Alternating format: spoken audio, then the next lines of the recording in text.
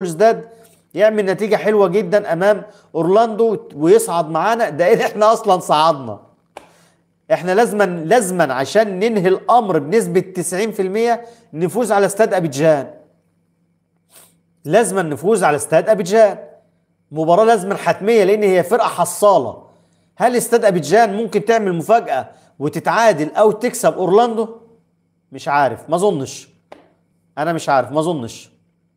هل استاد ابيجان ممكن تعمل مفاجأة وتفوز على اورلاندو بايرتس في المباراة دي او تتعادل؟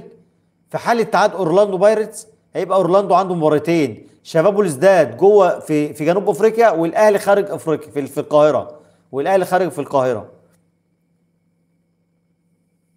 قصدك الشناوي؟ احنا بنقول الشناوي نور الدين. هل بلوزداد ممكن تعمل نتيجة إيجابية عكسية على أورلاندو بايرتس في جنوب أفريقيا؟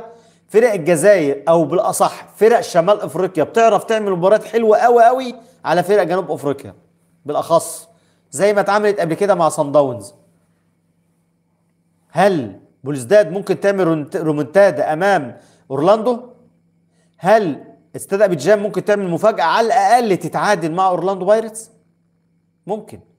هل الاهلي ممكن المباراه اللي جايه يفوز على استاد ابيجان في ابيجان في عز ضغط المباريات ديت؟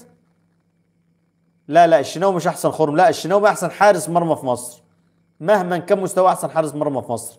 الشناوي بس عنده شويه مشاكل وان شاء الله هتنحل ان شاء الله باذن الله. هل الشناوي هيرجع تاني لمستواه؟ طب هل الشناوي هيحرس مباراه كولر لو قعد الشناوي المباراه الجايه تعرف ان دي بدايه نهايه الشناوي مع الاهلي. لو الشناوي قعد احتياط المباراة الجاية، انت بتفتح كل يوم بنسبة 90%، بنفتح كل يوم حسب الاخبار وحسب الاجواء. لا يا محمد عادل، الشناوي مش خور، مش صدقني. الشناوي حارس كبير جدا بس هي غصب عنه اكيد في مشاكل، المشاكل الشخصية عند الشناوي، في مشاكل شخصية كبيرة عند الشناوي هي اللي عاملة مع المشاكل دي. محمد يا عادل مفيش. لا لا لا يا جماعة، ما لا يا اهل، لا معلش. هو الراجل ماشي بيقول رأيه، بس انا برد عليه، بس خلينا يا جماعة حبايب واخوات وحبايب.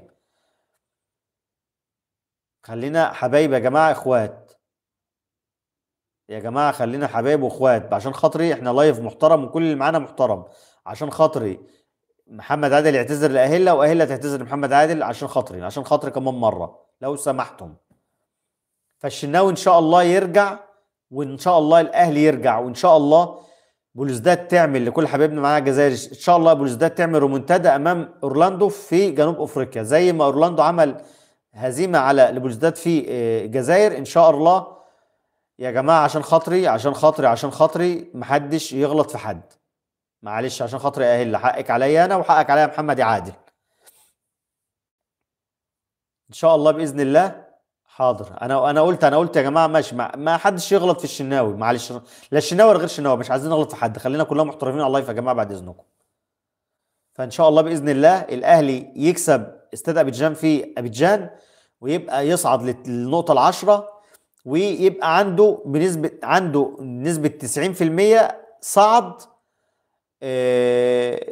صعد و في حالة تعادل أو هزيمة أورلاندو يبقى كده الموضوع انتهى إن شاء الله.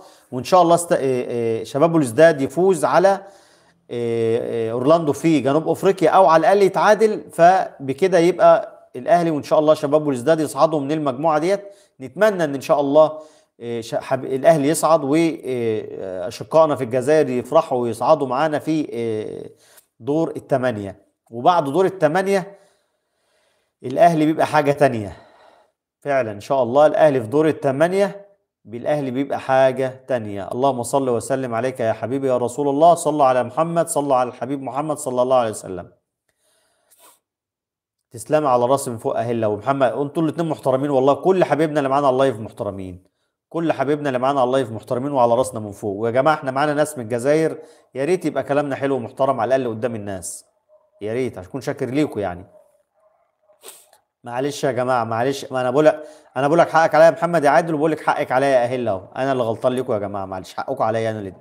بس نرجع برضو نتكلم باحترام يا جماعه على لعيبه النادي الاهلي. احنا بنشد وبنتضايق وبنتخانق لكن برضو لازم يكون في